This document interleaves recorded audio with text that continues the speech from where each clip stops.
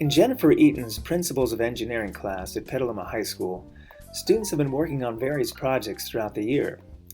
Most projects have dealt with civil and electrical engineering. In the fourth quarter, their project challenged them to put the two of those together.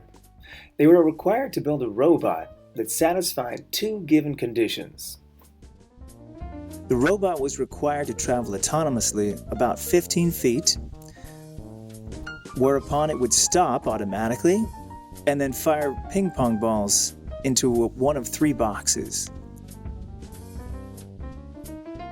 Some were tremendously successful, others needed a slight refinement.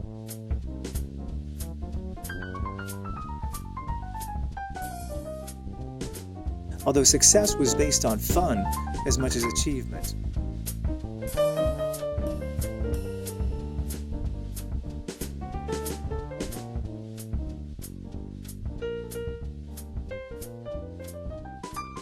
When the project was completed, students took their work to the local elementary school, where they demonstrated their achievement to eager young 5th and 6th graders who were in awe of the work these teenagers had done.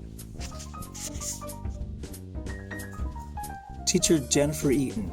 So probably the biggest challenge that most of my students had is they had good ideas on how to get started, but as they started building the robots, either pieces weren't fitting correctly, or they hadn't anticipated space requirements on the robot, or the motors weren't powered high enough, the batteries were dying.